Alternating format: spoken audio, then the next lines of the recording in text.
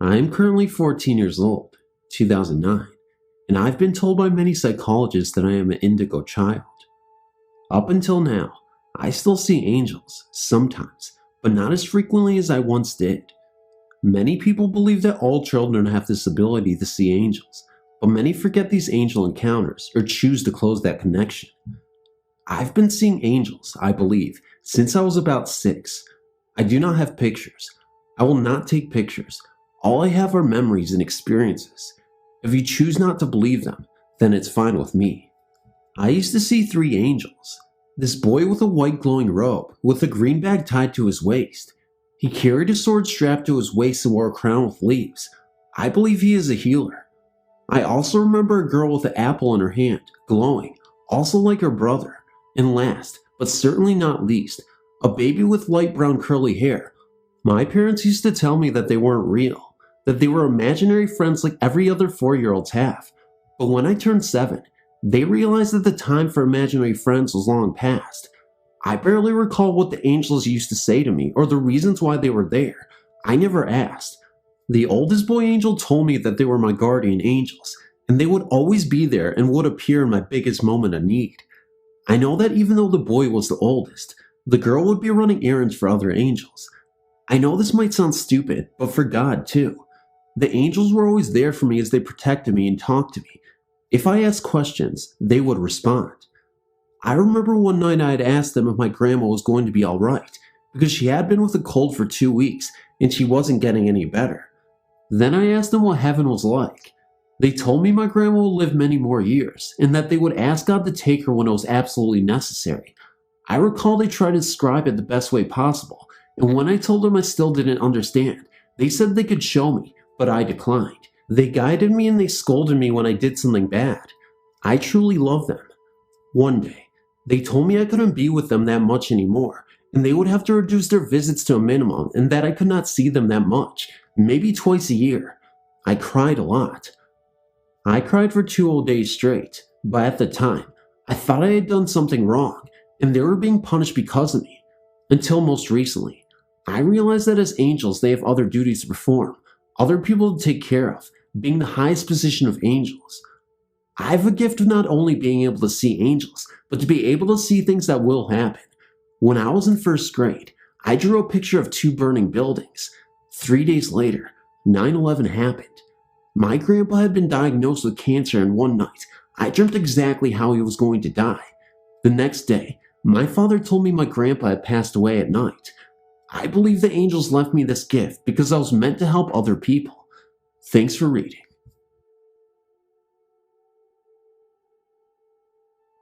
I saw a male angel. He was very handsome with light brown curly hair, blue eyes, and was very tall and slightly muscular. He has his arms crossed in front of him, wearing a white with gold robe. He didn't have the prototypical angel wings, but he did, however, have a white light surrounding him. He was looking at me with a very concerned look on his face as he sat there in unbearable pain. I started to pray again, thanking God for listening to me and sending his angel to help me. I opened my eyes and my angel had disappeared. A few more hours passed and I was not getting any better. I woke my husband and I was rushed to the hospital. After being there for several hours, I was told I needed emergency surgery to remove my appendix. I was told my appendix was now infused with my ovaries, and if I didn't get any surgery right away, I was not going to make it. I was so scared because this was my first surgery, not knowing what to expect. When I was being put to sleep, I saw a bright white light and a peaceful voice telling me to go into the light and not to be afraid. I felt myself go, and it all happened so fast, and before I knew it, I was on the other side. I felt an immediate sense of peace and felt welcomed. I was now standing in the most beautiful place I'd ever been to, a garden full of numerous flowers and children playing all over. I saw Jesus get up from the ground, smiling at me as he was playing with children. His smile was very inviting and filled with lots of love. I noticed he was pointing to my right side, so I looked, and I saw my most beloved brother standing there smiling at me. I immediately was so happy to see him again that I ran to him and jumped at him as I hugged him. I hugged him not wanting to let go. My brother had passed away in October 1999. just a few days after my first daughter was born. His death was very unexpected. He was my only brother, and I'd wish that I could see him one more time. Here I was finally having the opportunity to see him again. He looked his best and was extremely happy. My brother told me he wanted me to stop crying over him because he was fine. He showed me around so I could be assured. I don't remember much of what I saw. However, I do remember seeing more angels and children. This place was not like anywhere here on Earth. I just don't have the right words to describe it. It was just amazing. I know I didn't want to leave. However, I was told it was not my time and that the only reason I had the opportunity to have the experience is to see the other side was because I was grieving my brother's death to the point that I was not the same. Since this experience, I've not cried over my brother as much as I used to. I do miss him terribly, but I know he's doing very well, in good hands and accepted with abundant love. I take this experience with me on a daily basis and tell others about it. I want people to know that there is life after death, definitely a heaven, God and Jesus, that look over and love each other and every one of us and the angels that are real. We are simply never alone. Thanks for reading. Well, I will try and explain this the best I can. I've not told a soul about this but my wife and my mother. It happened when I was around 14 years of age, in Kentucky, around 1990. It was summertime, around 10 in the evening. I went upstairs to go to bed. The room had two big windows and a real bright street lamp right outside, so I pulled the vinyl blinds down and then drew the drawstring to close the cloth curtains. It was so dark, I stubbed my toe getting in bed. I couldn't see my hand in front of my face. I eventually fell asleep, but have no idea how long it took. I awakened for some reason and quickly realized the entire room was lit up. I raised my head up and lo and behold, at the bottom of the edge of my right side of the bed, I saw a person standing there. He was glowing. Yes, glowing a yellowish gold. I've never been religious, so what I saw confuses me to no end. I wanted to scream but couldn't, as I was so freaked out. I looked down and saw the person had sandals on. They were glowing so brightly. It was hard to even tell how many toes he had. It was so bright, it almost blurred them together, and the robe was glowing very bright, starting maybe 4 inches above the ankle. I was eyeballing him to no end, all the way to his head. I saw a face so bright, I could not tell whether his skin color was white or black. I had no idea what race he was. He had a thing on his head that looked to be a wire, or maybe thorns. Yeah, I know it sounds a little like Jesus, right? All of a sudden, he reached his arm up in slow motion and pointed his index finger at me and said my name. Then he said, "I am going to get you." The voice echoed in my head like a megaphone does. I thought it was a gunner. I said, "No, not today," and jumped out of bed, waking up my mother and brother downstairs. The next morning, I told them this exact same story I am telling all of you. They said that I was speaking gibberish that night. I said, "What are you talking about?" They said I spoke flat gibberish, sort of mumbling. So I have no idea if it was an angel or not, but it scared me to death because it said I'm going to get you. Thanks for reading. As an older man of 52, I moved with my family to Colorado in the autumn of 1998. I was immediately hired at a furniture rental store and was grateful to find a job so easily. Unfortunately, winter came a little too quickly that year. With my inexperience in dealing with such severely cold weather, I'd only lived in the tropics, coupled with the travails of starting a career all over again. I found it very hard to adjust to a new country, new people, and a new lifestyle that was clearly lower in standing to what I'd been used to. The store manager had me clear the back area of numerous huge cartons and sweep the yard up. It wasn't a difficult task until a storm suddenly blew into a point where I couldn't see 5 feet in front of me, but the place needed to be cleared for a delivery that was due to come. I was frozen cold, wet, frustrated, and feeling sorry for myself to the point that I somewhat bitterly said a short complaining prayer between tears to my guardian angel asking for his help. As I looked up, I saw this strange old man who seemed very much like a homeless hobo appear out of the swirling snow. To this day, I cannot even remember what he really looked like, despite being pretty good at memorizing and remembering faces. I told the man to come in out of the storm where I could get him a cup of coffee. He simply replied, "You shouldn't be doing this. Why don't you go in and let me finish this for you?" Something in his demeanor made me obey him meekly. After about 5 minutes, the manager saw me and asked if I finished the backyard. I muttered a reply and guiltily went back to resume my chore. To my complete surprise, everything was clean out back. More than 75 huge cartons were neatly stacked on the side. The yard was swept of debris, and the mysterious man was nowhere to be found. It was impossible for anyone to accomplish what he did in 5 minutes. The backyard was fenced in and backed up to a mountain covered in snow. Where did he come from? Where did he go? Who was he? I never found out and never saw him again. I'm convinced he was my guardian angel, who came in to reply to my prayer request. This experience happened to me back when I was in my mid-20s, in the mid-70s. At the time, I was working for a finance company. My boss needed me to go downtown to the federal courthouse to file some legal documents. This took place in my hometown of Philadelphia. For anyone familiar with the area, I was around 6th and Market Streets. Parking is very bad around the courthouse, and I was forced to park a couple of blocks away. As I started to walk towards the courthouse, I had to go down a small side street. The street was narrow and one way to any traffic. This was an old dilapidated area with old buildings and storefronts. The storefronts had recessed entryways, so you could not see into them until you actually passed them. I should also mention that all the storefronts were closed, no occupants. The other side of the street was an open field bordered by cement posts and steel cable to keep cars out of the field. It was a winter day, very cold, and I was walking briskly down the street, not paying much attention to the alcoves of the storefront.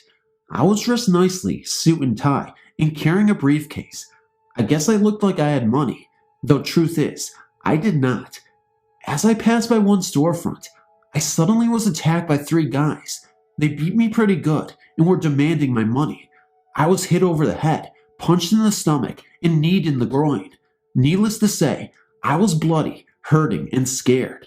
They took my wallet and got mad because I only had about $10. Then they figured my briefcase had something of value in it and tried to open it, but I had locked it. Demanding the key, they hit me until I gave them my keys. After finding nothing but papers in the case, one got so mad he took his knife and told me I was going to die for making them work so hard and not get anything for it. I was on the ground, bloody and scared, and thought this was it, my life was over. All of a sudden, an old light blue Chevy pickup truck, white roof on the cab, the rest like a powder blue, screeched to a halt in front of us, and a middle-aged man jumped out and began calling to my assailants to leave me alone. He was dressed in what I would describe as normal everyday clothes. The muggers took a step towards him and then, for some reason, broke and ran. I'm just lying there breathing hard, blinking my eyes at him, and trying to understand what was happening to me. I thought maybe he was just a cop or just a passerby who stopped to help. He walked over to me, bent down a bit, and gently said, "It's okay, John. Help is coming, and you're going to be just fine." How the heck did he know my name? He then got back into his truck, waved and smiled, and then drove off. I got to my feet and looked down the street to see the truck, and it was gone. Now remember, this was a very narrow one-way street. I was about halfway down the street, and there was no way this truck could have made it to the end that quickly. About the same time, a police car pulled down the street, and the officer began first aid. He said an ambulance was also on the way. I asked how he knew I was hurt, and he said, "Got a call." The ambulance also said the same thing. Remember, this was the mid-70s, no cell phones or car phones. To this day, I truly believe that this was my guardian angel that came to my rescue and somehow alerted help. Thank you. My name is Mary, and this happened about 5 years before I was born. The reason I know about it is because my father told me. It was summertime in Florida, and my grandparents and uncle were in town to visit my mother and sister. They didn't like my father. They never have. They had been drinking, my uncle, dad, and grandfather, and an argument broke out over my dad not taking care of my mother the way he should. It was a bad fight, and blows were thrown. My dad got really mad and left to go get a gun to kill my grandfather. He went walking down the road because he didn't have a car. My father said he walked for miles, and out of nowhere, a car was suddenly beside him, and the man inside asked if he needed a ride. My father said he stopped in the middle of the road and thought to himself, where in the world did this car come from? He hadn't heard a car. Yes, my father replied, and got into the car. The man began to drive. He didn't ask where my father was going, and my father said he didn't tell the man where to go. They just rode. The man talked about the Bible, Jesus, and about the 10 Commandments, and how it was a sin to kill or even to have murder in his heart. My father just listened, thinking all the while that he hadn't told this man that he planned to get a gun and kill my grandfather.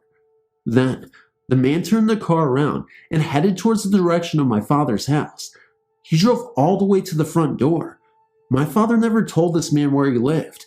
Then he told my father, "God bless you, son," and my father got out of the car. My father walked to the door and turned around to thank the man who gave him the ride, and when he did, the man in the car were gone, vanished. It disappeared just as fast as it appeared in the street. My father is convinced that I was an angel, and I am too. Thanks for reading.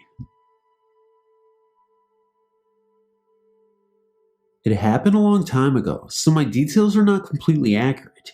It was also a traumatic experience for me, so I kept quiet about it for many years. It happened at my parents' home in Brampton, Ontario, Canada. They still live in the same house, which is a small townhouse. I was around 7 years old at the time. It was late at night, maybe around 8 p.m., since that was regarded as late for me at that age. I started walking up the stairs with 2 of my cousins to my left, who were around the same age as me. I think I made it up 1 or 2 stairs before I noticed a woman standing at the top of the stairs. It was shocking because she seemed to appear from thin air. She immediately said, "Stop, go no further," with a very authoritative voice. I can remember many details about her, except her face. She wore a red robe that had a yellow cross as its design. The yellow cross went from top to bottom and left to right. I still wonder if the robe and the cross had any special meaning in the church. She also held a very bright candle in her left hand, the brightest light I've ever seen in my life. All I can remember was that she had black hair, but I can't seem to remember its length or even her facial features. She held up her right hand to motion us to stop, which all of us did. Then she proceeded to say her words, "Obey your father," at which time I started running the other way. I ran down the step or 2 I was on, down the hallway, into the living room, and hid under a sofa. I can't remember anything afterwards. I believe I must have fallen asleep from fright. I remember these details because I think about this event almost every day of my life. A little background about me is that I am Roman Catholic. It was very shocking to me because I was raised to believe that angels were pleasant, though nothing mean was mentioned. It was the tone of voice spoken with.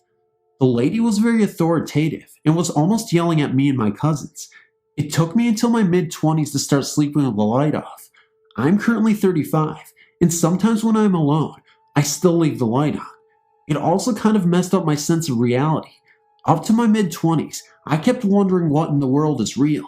In some cases, I was scared that this lady would appear to me again from thin air.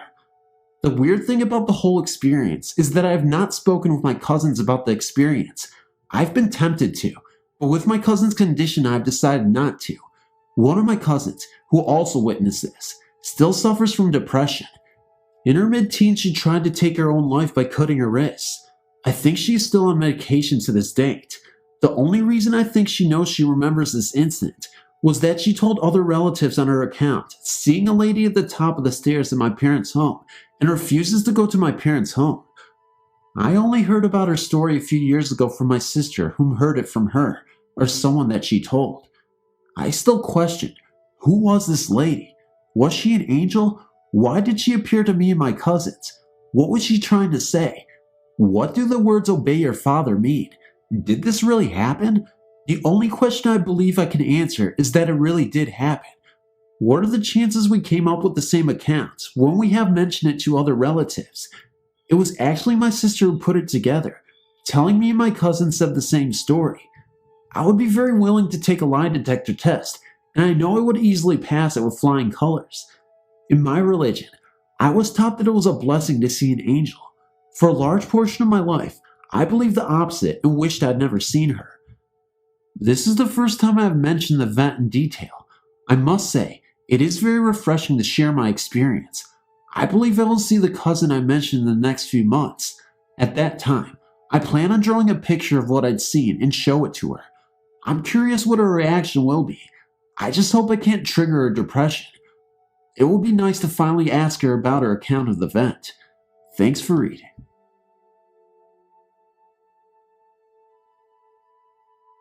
My beloved mother was diagnosed with inflammatory breast cancer in 2006 that eventually led to a heartbreaking journey towards her death in May of 2007. I grieved enormously for months, leading up to a trip with my daughter's dance company to Pittsburgh, Pennsylvania to see the Nutcracker. Also, that same day, a trip was planned to pay a visit to a local mall for shopping. At that time of my life, my mother was never far from my thoughts, and especially the grief I felt about her untimely death at only age 61. The Christmas shopping at the mall with my daughter in a favorite store brought an unexplainable encounter that I believe, to this day, was meant to comfort me. A lady approached me in a calming manner and asked if I knew a lady named Karen. At the time, taken a bit off guard, I replied no. The lady said to me, in disbelief, "You look just like her." It wasn't until I left the mall that I realized Karen was my mother's name, and we definitely look and talk almost alike. I cannot recall the events leading up to the encounter with the mysterious lady, only that she spoke to me in a passing moment. Somehow, I believe my mother came to me in spirit to let me know she was still with me. I loved her dearly, and still do, and she will be with me all the days of my life. Thanks for reading. My story takes place in Indiana. It was Christmas morning, at about 3 a.m. I was 13 and excited about my presents, so I snuck out and sat on the living room couch. We've all done that once or twice, right? After about 2 hours, I heard some heavy breathing, not my own. I looked to my right, by the fireplace, and I saw the cabinet containing the encyclopedia set. I swear I saw it wiggle a bit. The door to the cabinet was open already, but I saw one encyclopedia, Encyclopedia S, fall out of the cabinet a clear 4 feet and smack the ground. About 4 seconds later, the cabinet door closed by itself. I don't mean that it cracked to a close, it slammed. It slammed so hard it woke my brother up, who slept in the next room. I was so scared I could hardly speak. I asked an expert on paranormal stuff, and he told me that a ghost was upset that it hadn't gotten her a present. Peace out, Chance. I was 10 years old, and it was over Christmas vacation. We were out of school, so I had to sleep over at my friend's house. About 3 a.m. I heard something downstairs, and got up to investigate and get a drink of water.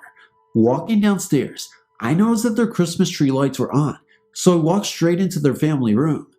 There was a little girl of about 5 sitting in front of the tree. I was like, hey. The little girl, who looked as solid as anything, stood up and turned around and looked at me. She then disappeared. I screamed, and no one could calm me down till my mom came and got me. Thanks for reading. I know this is short, but I appreciate you reading anyway. I'm writing this story to share with you people about what I've encountered, which is all true, not a make-believe story. I was around 7 years old when I was going swimming in an old river in Quang Nai, Vietnam. My family were living in a suburban place. It is dark and scary in Vietnam, especially when we don't have any lights. One scary thing that always scared me was the graveyards. People that died buried their bodies anywhere, even near rivers or so. Well, to continue my story, it was around 12 p.m. and the weather was extremely hot. Me and my 2 brothers decided to go for a swim. When we got to the river, my 2 brothers went off, leaving me alone by myself. Seeing my 2 brothers having fun, I started to go forward to them. As I was walking, I felt something really abnormal. It was the sands. The sands was moving down as I take each steps. After realizing that I was scared, I decided to go back. As I turned my body around, something, or a hand I would say, grabbed my leg. It started to pull me down. First, I thought it was just the sands, but then I can feel the fingers and the feeling of the hands. Then I started to go down. I tried to scream, but I just couldn't. When my head was almost covered with water, my older brother came to me, and all of a sudden, the hands let me go and I was up again. I was so lucky that day that my brother saved me. I told him about the incident, but he told me it might be the sands, and trust me, it wasn't. I kid you not, I could feel the hand. But this wasn't the end yet. Several days after the incident, a neighbor's daughter went to swim in the same river that I did up in north. One time, one of the sisters went up north there, and the sister swam, and something pulled her down. The other sister couldn't do anything. She decided to grab onto the other one, and both of them ended up dying. Many of my townspeople said that the water ghost took the sister's life. In case you didn't know, there are a lot of ghosts in Vietnam. The water ghost, which is very common, if you have the same birthday as the person that dies, they will pull you down and kill you. They do it to release their soul. I'm currently living in America. I must say, I believe in ghosts. My husband Chris and I had just moved into our first apartment together. As I was working out, Chris had noticed that there were 2 bowls placed in our cupboard with a single fork resting at the top. We were using the cupboard only to store food, so when I had gotten home, Chris had questioned whether I put the bowls there. Of course, I hadn't. For the next couple of days after that, Chris and I would wake up with a start, literally shot up from our sleep at exactly 6:30 every morning. What made this even more unusual was that the fact that both of us didn't even wake up until 10 a.m. for work. But there we were, up from the middle of our sleep, leaving us to do nothing but look at each other and wonder why. Several days passed, and I started to feel nervous.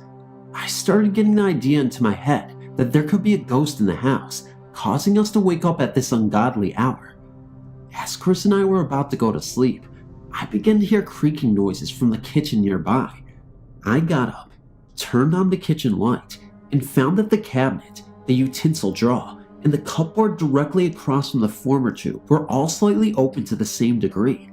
I closed all of them, went back to bed, and began to hear the same creaking noises all over again. Now totally scared, I found myself getting up every 15 minutes to shut the doors and drawer, which were progressing opening more and more, faster and faster. I had to finally ignore it to get a decent night's sleep. One morning, I was awoken by a man's voice saying, "Who are you?" Again, waking up at 6:30, we both shot up to see an old man standing at the foot of our bed, sternly looking at us, dressed in overalls and a red plaid shirt. Although I could see him in color, the window behind him shined the morning rays right through him. We stared in shock for about 10 minutes, then he vanished. With that, we didn't see or hear from him again. The little old lady downstairs, our landlady, showed us her family pictures about a month after the hauntings ended. Chris and I both agreed that the man we saw was her husband, who had built the house himself and died about 10 years ago. We've never told our landlady, but we think that her husband was just making sure that we wouldn't harm his wife.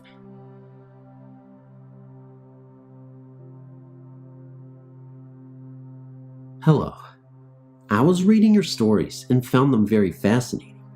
I have a story I would like to share about my dog Bandit.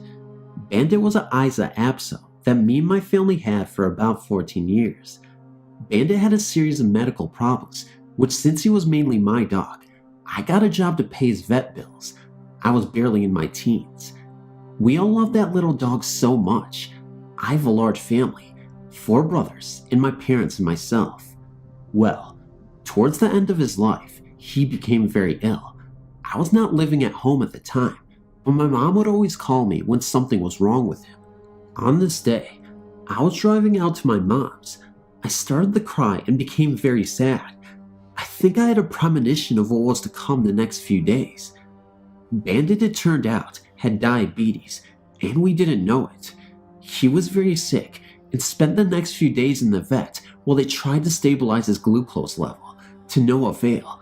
He wouldn't eat. He was very weak. He kept getting fevers. There was no hope. We had to make the decision to put him to sleep. I must say that was the single most difficult decision I ever had to make. I was devastated. My mom called my brothers at their jobs, and everyone was there at that vet that day, except my dad. He was working.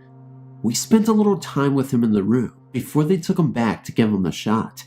That dog was smart. I could swear the little guy knew something was up. Finally, they took him back, and 2 of my brothers went back there with him. They came back out crying, and I knew I was done. I was completely devastated. That was my baby. But strangely, on the way home, I felt a sense of relief, like he wasn't in pain or suffering anymore. Like any crazy pet owner, I had him privately cremated at a cemetery, and to this day, his ashes are at my mom's. But in the weeks to come after we put him to sleep, my little brother, who still lived at home, could swear he'd hear Bandit at night. Sometimes when Bandit would get restless, he would kind of whimper, like he wanted someone to pay attention to him. That's what my brother would hear. Then my brother would call out his name, which is what he used to do when Bandit was alive, and it would stop. My father, big spook skeptic, also heard Bandit's claws tapping on the floor in the kitchen, one of his favorite places to sleep. My mom is always trying to get me to take the ashes with me, now that I have my own home, but I always tell her no, because that is his home. I don't know about anyone else, but I firmly believe that if an animal is treated and loved like one of the family, that they develop a soul, and maybe, just maybe, they are waiting for us in heaven. My belief is that my 2 grandpas that passed on some time ago are taking care of Bandit till I get there.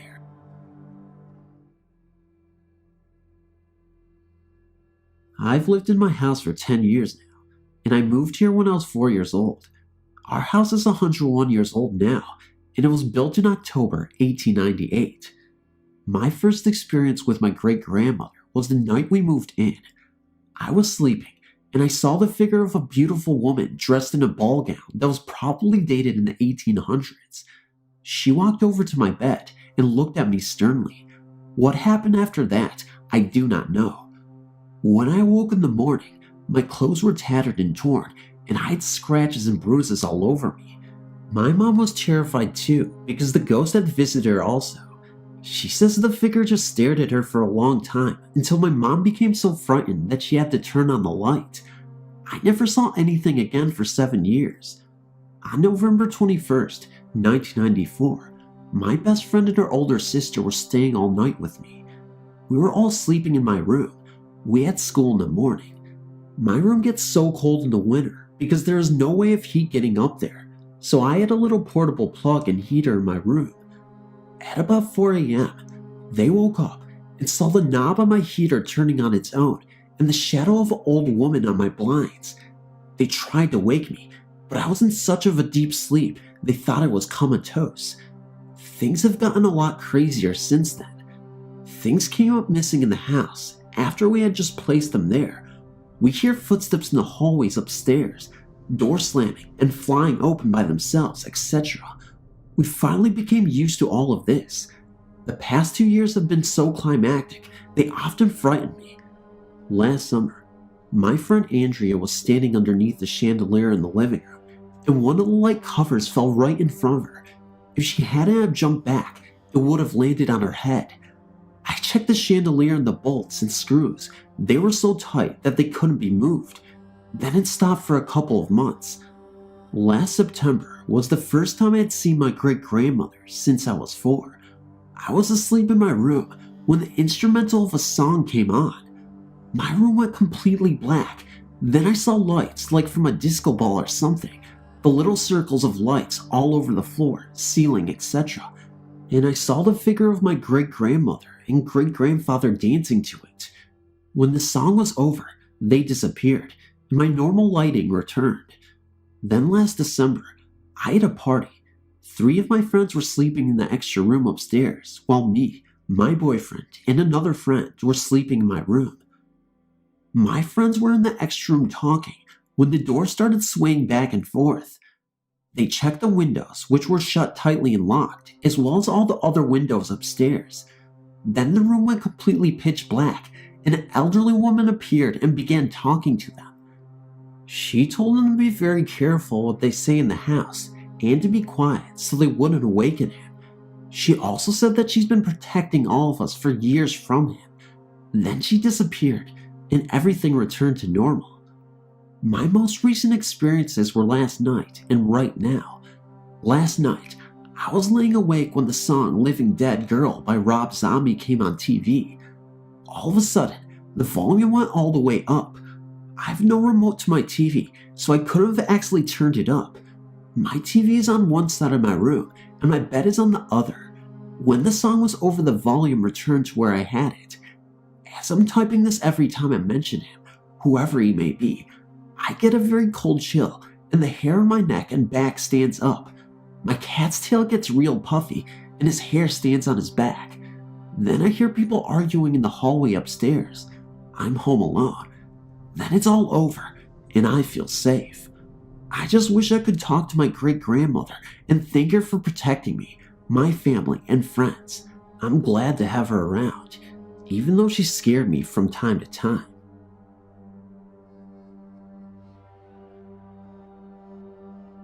I've seen ghosts all of my life and live with one now. I was told by my grandpa that it's a gift, so I should just accept it. I've many stories, but I will start with the most interesting. Some years ago, a coworker and a friend asked me to grow and rearrange the flowers for a wedding. She asked me in February, so all winter long, we talked about it at work. She has one sister who was handicapped in a wheelchair, who was the flower girl. There were 5 bridesmaids. I kept having this dream of the wedding. There was someone at the altar, then the bride would come down the aisle, then the sister in the wheelchair.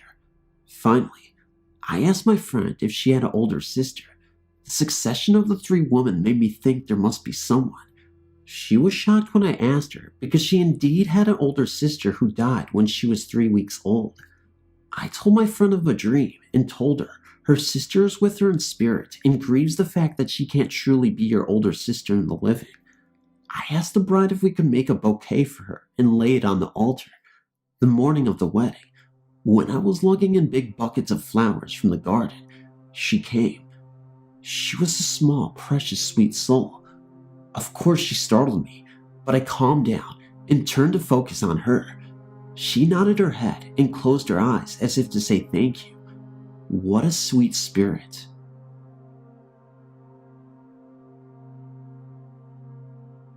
My name is John, and I'm 22 years old. I'm currently living in California in the home I grew up in. I'm writing to ask you a few questions that will hopefully shed a little more light on my encounters. I'm a rational young man, not normally taken to flights of fancy. I'm an ex-police officer and served in the United States Air Force as such. I came home a few months ago and am living at home until I can reasonably get myself on my feet financially. Being an ex-cop, I have a few compact firearms located throughout the house, which are normally locked up. One of which is located in the bed table beside my bed. It's a SIG 226 with a laser sight and hologram mini bulb, not a cheap sidearm. Anyways, to get down to my point, I'm a light sleeper as the military has done to me in the past few years. One night, around 415, I woke with a feeling that I was being watched. I woke up and turned onto my side and looked at the doorway, which was open. Just outside my doorframe in the darkened alley was a shadowed shape. Thinking it was an intruder, I watched for a moment and blinked the sleep from my eyes and got ready to take a course of action. As I stirred slightly to attempt to reach for my gun, the figure moved deeply into the shadows of the hall and moved down the hallway towards the landing. I opened the night table and grabbed my gun and ran to my doorframe and then uncharacteristically just jumped into the hallway, my finger on the button that enabled my hologram mini bulb and laser sight to activate. What I saw still scares the bejesus out of me, even to talk or think about. Standing at the top of the stairs was a vaguely female shape. I could make out the contours and lines of the female form. My small light illuminated the entire hallway like a small sun, my laser light showing as a heavy dot against the dark shape. The thing that mystifies me is that whatever it was cast a shadow of its own on the wall. I got the distinct impression that whatever this thing was, it turned around in that instant. I stood there looking at it, and it stood there looking at me. I've been in wartime situations and have seen death in someone's eyes more than I dare to even count. but whatever this was scared me into being numb. Whatever this thing was, it slowly started walking towards me, and I raised my gun and drew down on whatever approached me. It seemed to almost pause for a moment, then seemed to almost blur and rushed at me and through me, and then was gone, as the only thing behind me was the hallway towel closet. I dropped my gun, unable to keep from shaking in pure terror, which is what I am now. I woke my parents, and my father proceeded to grumble at me with some very colorful expletives about being woken for a ghost, and walked out to the hallway, grabbed up my gun, and did a walkthrough of the house and found everything secured and in proper order. When this thing walked through me, I didn't feel the coldness that I've read about on your page. I felt warmth, almost like a warm body, then it was gone. That's my question. Am I imagining all of this? Why the warmth? Is that unusual?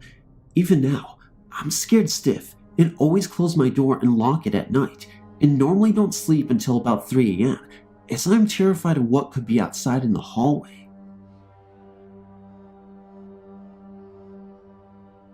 I rarely tell anyone this story, because usually they think I'm off my rocker. Being only 13, my ghost experiences are not many, but for once, I've had to me they are freaky. The whole thing started when my grandfather died. He was only 56, and I felt guilty because I had to leave the hospital. When I returned about an hour later, he was dead. I've always carried that guilt with me and always will. My parents often leave me alone to go shopping, and I just sit around and watch TV. One time, it was a hot Australian summer. I'm Australian, and I thought I would die, pardon the pun, without any cool breeze. I was watching an old Titanic movie when the shutters started banging. Now, not really banging, but swinging back and forth and hitting the window. Well, this scared me to death, pardon another pun, but I soon forgot about the incident. Another time at the same setting, it was a corner of the eye thing that got me. Just for a brief second, I think I saw a tall figure outlined in black. Well, we eventually moved to America to travel and see the country.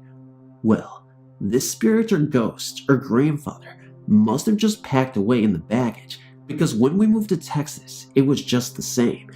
It's just a feeling. I mean, not just that kind of thing, but a strong, I am scared as heck feeling. This continued throughout the Phoenix, where I saw shadows a couple of times. We now live in Connecticut, and Granddad is making himself known. Our house detects any move. I mean, you move a muscle, it creaks. Well, it seems when I'm alone, the creaks are just always happening. In the dead of night, it still creaks. It's not my parents or my brother. My brother sleeps above me and is only 5. My parents are across the hall, and I can always hear them getting out or getting into bed. My dad has had some experiences. While in our current house, he was collecting firewood and felt a squeeze on his shoulder. He has also seen a little boy with lumps on his head when he was a kid. My mother has seen a ghost. They're both nurses and know what they see. Now the thing is, I always feel guilty when I see or feel the presence. I think it might be guarded, telling me not to feel guilty or something, but it's everywhere. It's like Granddad just follows me. I have the feeling 24/7. I will try and get my parents to email you with their stories. Thanks for reading. My hometown is very small and rural. It is not a very interesting place to grow up. My friends and I were always trying to come up with interesting diversions to preserve our collective sanity. We all had some degree of interest or curiosity in the paranormal, and, living in the South, ghost stories are fairly common. So, we decided if there was any truth to these tales, we wanted to experience it firsthand. We began our own little paranormal investigation group, limited to our group of friends, and set out to investigate every tale we heard. We saw the glowing tombstone, a local attraction that the police tried to keep the kids away from. It did indeed glow with an eerie green phosphorus, but only when struck by moonlight. Many of the stories turned out to be based on natural phenomena or optical illusions, to our great disappointment. Most of our leads were total washouts, with nothing interesting at all to see or hear. A few endangered feelings of anxiety in the group or produced impressions of other presences. Overall, most of the summer was spent on fool's errands. Then I heard about the church. The summer was over, and I was back in college when an acquaintance of mine told me about a small adventure he had at a haunted church. He was a police dispatcher in the local constabulary, a large, powerful man. He said he was with a young lady whom he desired to score, and he decided to take her to an old church that was supposed to be haunted in order to get her in the mood, as it were. She felt anxious even being near the place, and he had no intention of leaving his truck himself. I should mention that in my area, at least, there's a standard story that everyone tells about any church that looks creepy. They say that the pastor, deacon, etc. was found dead there one morning, his head having been cut off, presumably during the night. The church is now haunted, possibly by the murdered man. Invariably, there is an element about a Bible, most often a large one on a pedestal right inside the door. Supposedly, one cannot pick it up, or perhaps one can pick it up, but not approach the podium with it, as it becomes increasingly heavy, or it bleeds, or it's always at the same page, whatever. And they always tell you that the church is never locked, and you can go in it at any time, though it is never the case. So, my police friend proceeded to tell me the same story about this particular church. Needless to say, I was not particularly impressed, having heard the same story about many other churches, most of which turned out to be totally innocuous. But, in my pursuit of the strange and interesting, I persuaded him to take me there anyway. Another guy I knew decided to come along, and he brought his girlfriend. We all piled into my Grand Am and took off for Lewisburg. Lewisburg is a small town too. You can pass through it without noticing it very much. We took a series of back roads to get to the church. The road started out bad and continued to get progressively worse until my only thought was, please don't let my car break down here. The trees on either side of the road were very thick and covered the sky almost completely above the road, creating an eerie, claustrophobic feeling. Suddenly, we went around a curve and the church was before us. There was a small gravel area on the right side of the road, in front of the church. Wrought iron gates opened into a small path that led to the church, perhaps 80 feet from the gravel area. The church itself didn't look particularly old, maybe 40 years or so, and it was the size of a large barn. A graveyard surrounded the church on both sides, and continued behind the church, like a horseshoe, with the church in the middle. I decided that the little gravel area, room enough for 2 cars, parallel to the road, was too conspicuous, and spotted a small pull-off across the road from the church. The area was wooded, and it looked like I could pull the car out of sight. I parked the car and began to get out. The policeman, whose name was David, immediately protested. He thought it was a really bad idea to get out. I responded that I had driven a long way, and there was no way I was going to investigate. The other guy, Art, and his girl, Crystal, spoke up and said no way they were leaving the car. I said that was fine, as I had the only flashlight, and they could sit in the car in the dark. They soon followed. I went across the road, through the wrought iron gates, onto the path, and thusly to the porch of the church. I twisted the doorknob with no expectation that it would turn, but it did. It really was unlocked. My party began to protest. Surely I didn't intend to enter. I did. After a moment, they followed. The interior of the church was a major disappointment. There was no pedestal, no Bible. It was fairly standard as far as churches go. My party felt very uneasy, and each said at least once that the place felt wrong and somehow bad. I felt nothing. Over a period of years, I've noticed that some people seem to be more in tune with spirits or psychic vibrations or whatever they are, while some seem oblivious to them, as a blind man to light. I'm blind to them. I poked around a little, but found nothing interesting. It looked to me like it was regularly used for services. We exited the church. My party expressed great relief and indicated that we could leave at any moment. I felt like I had wasted my evening, not to mention a tank of gas. I insisted upon looking at the graveyard before we left. Begrudgingly, they agreed. The graveyard was very old. A very few of the stones were from the past 20 years or so, with mostly being early 1990s. Some of the stones were too old and worn to be red at all, basically just irregular granite nubs. A few of the graves were weird, with tiny wrought iron fences around the grave and stone, to a height of about 3 feet. Finally, it seemed that I had exhausted all the possibilities the place had to offer, so I agreed to leave. Everyone but me was very glad to go, and expressed great unease at being there. We waded back to the pull-off and got in the car.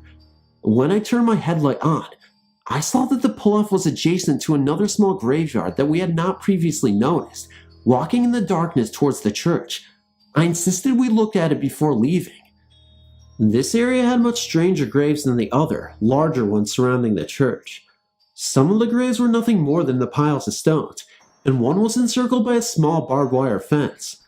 My party was huddled together in fear and begged that we leave. They said that they felt evil presences. I was prepared to agree, once again to leave, when I spotted a small path that led into the forest. I told them we could leave after checking out the path. They all said no way are we going down that path. I said that was fine with me. They could wait on me there, and set off down the path.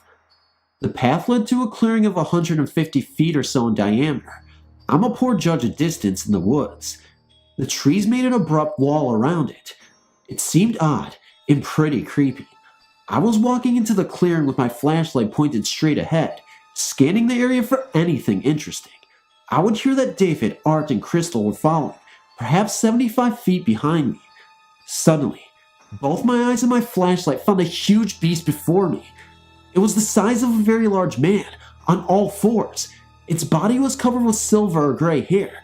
It seemed to be gnawing at or smelling of something on the ground. The instant my light hit it, it raised its head and looked directly at me. I remember the impression of a snout and pointed ears towards the top of the head. Its eyes, however, were human. By that I mean that they did not reflect the beam of my flashlight like a dog or cat, or any night animal for that matter. They looked like the eyes of a man.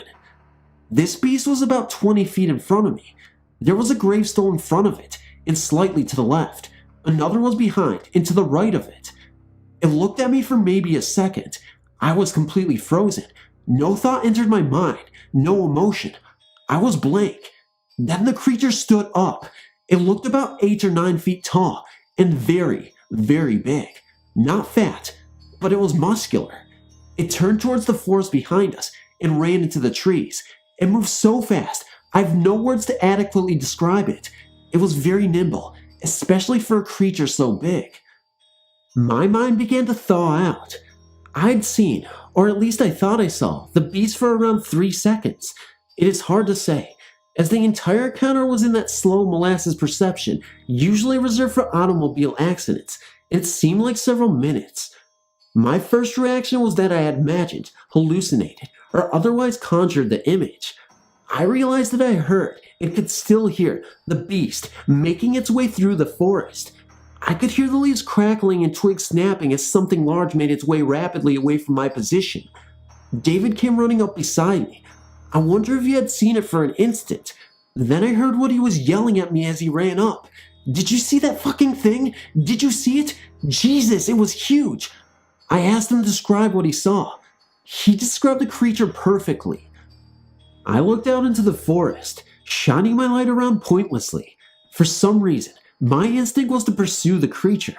David physically dragged me back to the path, not bothering to try to dissuade me verbally. Art and Crystal were back at the edge of the path. Crystal was sobbing uncontrollably, and Art was on the verge of tears, panic evident in his voice. They both denied they had seen anything. We got into the car, and as I started it up, I felt fear for the first time in the evening. We tore off and aimed home. David asked Art and Crystal how they could have missed seeing the beast. Art burst into tears and screamed, "How the hell could I have not seen it?" David proceeded to grill them for details, their terrified description matching David's, in my own memory, perfectly. Later at my apartment, I related the story to my roommate. He thoughtfully puffed his cigarette for a moment, then asked me, "What would you have done if the creature had run towards you?" My blood felt like ice then. For some reason, it had not occurred to me how easily the powerful beast could have ripped me to shreds. Its speed was such that its prey would have little time for action before meeting its demise. A few days later, I saw a friend of mine on campus. We had lunch, and I told him my story. I did not tell him where I was, or the name of the church. He said he knew of a place that sounded similar, which was haunted. He said it was in Lewisburg, and proceeded to name the church. I was astounded. He said that people in that area knew about the church and the graveyard.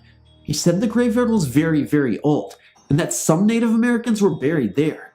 The graveyard was there before the church, or the road. Both were built on top of it. My mind raced, and I immediately realized that the small graveyard was pretty obviously a part of the larger, horseshoe-shaped one. I asked him if they had moved the graves, or just the stones. He said that he didn't know, but that there was no record of them having been moved.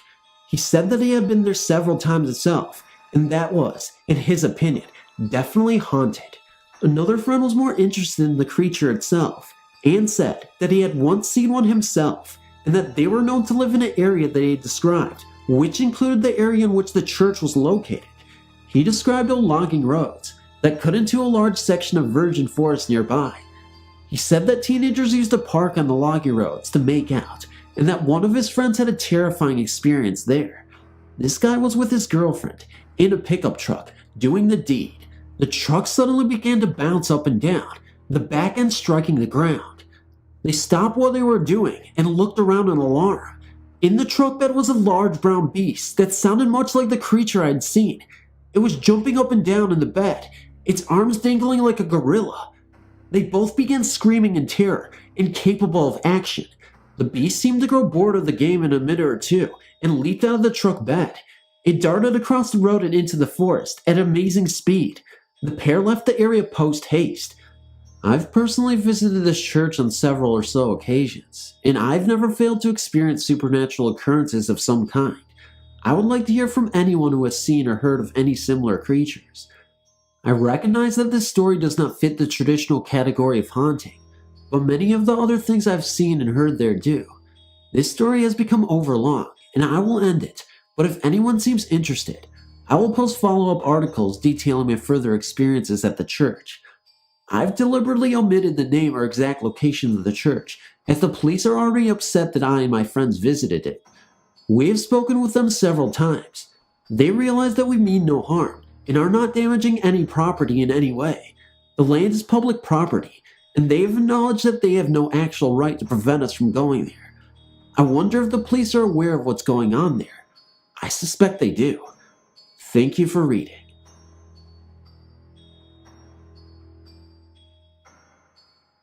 This happened years ago. I really don't remember how old I was at the time, but I don't think I was more than about 9 years old. That would put this time as somewhere during the summer of 1984. My grandparents, my mom's parents, lived out in the country about 15 minutes drive from home. I was spending the weekend with my grandparents. The story that follows occurred on the Friday night of that weekend. It was after dark. I was on the couch, turned around, and sitting on my knees, looking out a large picture window. I was waiting on Grandpa to get home from work. Grandma and I were the only two people in there at the time. As I waited, a dense fog began to form. The fog began to grow thicker as time passed. Grandma was getting a bit worried. Grandpa was late getting home, and she was afraid he'd have an accident due to low visibility brought on by the fog. Several more minutes passed. I was still kneeling on the couch, watching outside the window for Grandpa. Then I saw what looked like two lights coming up the road towards the house. At first, I thought it was the lights from the headlights on Grandpa's car. Then I realized that the lights were not the right color. One light seemed to be a lemon yellow, while the other appeared pink. I watched, curious, as the lights moved closer. Then I yelled for Grandma to come to the window and look at them. Grandma was busy preparing supper and didn't want to leave the kitchen. I took another look at the lights, which were still moving closer, and then went to the kitchen to try to convince Grandma to come and see them. At this point, the lights were still not much more than fuzzy-colored blobs due to the thick fog. I left the window and ran into the kitchen. I told Grandma that there was a pair of lights approaching the house. She said something along the lines of, "Good, he's finally home." I told her that the lights didn't look like they were from a car. I told her about the odd coloration. Finally, Grandma agreed to go take a look for herself. Running, I got to the window before Grandma did. I resumed my former kneeling position on the couch before really looking out the window. The light was still there, closer than before. They were just starting to take on a more definitive shape, like something was emerging from the fog. Grandma leaned over for a closer look at the solidifying shapes. I turned to her, asking what the lights were. She didn't know and was beginning to act a bit scared by the sight. I turned back to the window. The strange lights were almost to the house by that point. Thinking back now, I realized just how bright they must have been to have been visible at first. Then, the lights finally took on a more tangible shape. This is the part that really makes me doubt what we thought we saw. What we saw looked to be two cows, both bulls, dancing along the road on their hind legs. No, this is not a joke. One was glowing yellow, the other was glowing pink. Each of the bulls had a front leg, arm drooped over the shoulder of the other. They were heading towards the driveway. At this point, Grandma fainted. I only remember giving her a quick look as she collapsed beside me on the couch. Then I resumed staring in disbelief and shock at the sight outside. The bulls danced along until they got to the driveway, turned as if to make their way up to the house. Then, they just both faded away. After some time, I'm not sure how long exactly, but I don't think it was more than a minute or so, I turned away from the window to Grandma. She was still unconscious. I had no idea how to revive her. I remember shaking her as if trying to wake a sleeping person and talking to her. I do not recall what I said. After a few moments, she began to stir. As Grandma woke up, she turned quickly back to the window. I told her that whatever we had seen was gone. I asked her what we had seen. Grandma sat me down on the couch and told me that I was not to breathe a word of what had happened to Grandpa when he got home. I asked why. Grandma wouldn't give me an answer. She just kept telling me to keep quiet about it. A few minutes later, we heard a car door slam outside. Grandpa was home. Again, Grandma warned me not to say a word to Grandpa about what just happened. Naturally, the moment Grandpa entered the house, I ran straight to him and told him everything that happened. Grandpa spared only a second to ask Grandma if she was okay. The moment she said yes, Grandpa retrieved a shotgun and went outside. Grandma began to scold me very loudly for disobeying her orders. Several minutes later, Grandpa came back in. He had found nothing. To this day, neither of them will discuss what happened that evening. If that had been the end of the matter, I would have convinced myself years and years ago that both Grandma and I had simply been hallucinating. In fact, not too long after the incident, I'd convinced myself of that. Several years after seeing the bulls at my grandparents' house, a friend of mine who I grew up with came to me one day with a story. I'll call this girl A. Both she and I were about 12 when she told me this. When I lived in Ohio, this girl's grandparents lived directly behind us. A lived mostly with her grandparents during the summer months. Only a one-lane alley separated our two yards. Across this girl's grandparents' yard was the railroad bed I've posted about a few times in the past. On the other side of the railroad bed was a small farm. We lived at the very edge of the town. A came to me one day, saying that she had something very strange the previous night happen to her. I asked her what she'd seen. A made a long speech about how I'd think she was crazy if she told me. I pointed out that she'd already brought up the subject, obviously. She wanted to tell me. A agreed. She said that late the night before, she had been unable to sleep and had been looking out of her bedroom window. It began to get foggy. In the fog, A claimed to have seen two glowing lights moving across the pasture back at the farm. One light was yellow, the other pink. Please keep in mind that I had not told anyone about what Grandma and I had seen at this point. A said that, as the lights got closer to the railroad bed, they began to take on solid shapes. At that point, I was starting to get cold chills. A said that she must have been seeing things and that she wouldn't waste time telling me the rest of her story. I insisted that she did. After a few minutes, A said, almost in tears, that the lights took on the shapes of cows, bulls. Each bull had a front leg draped over the shoulders of the other. Both appeared to be dancing along their hind legs. They were moving towards the railroad bed, towards A's grandparents' house. A said that at that point, she had turned away from her window and hid under the blankets until morning. After A told me her story, I told her my own, very similar one. As far as I know, A never saw the bulls again after that night. If not for A's story, I would have long since come to believe that what Grandma and I had seen was a hallucination brought on by the dense fog in car headlights or something like that. A's story makes me think again. I don't know what we saw, but I do know that we saw something. Anyone have any ideas? Thank you. Hey Phantoms, and welcome to the end of the video. If you could please help me out by giving this video a big fat like and comment in the comment section below. Anything, it helps the algorithm, especially since I've been having a lot of low views lately on the videos. And seems like only compilations are really doing well, but you know what, guys? That's all right, because, there's a Hollywood lady out there pooping on people's beds, and if she can do that, we can get more views on this video. So, guys, I don't know what's going on with my voice lately, but, usually it's like working and not working at the same time, so I really want to defeat this, so hope you enjoyed the stories, and I love you, and, the only thing I can promise is that I don't poop on people's beds, because that's not something I do. Oh yeah, if you could give the keyword bed poop, I'd really appreciate it. That way I know we got to the end of this video, and I love you guys, and I'll see you in the next video. Wow. Bye, guys.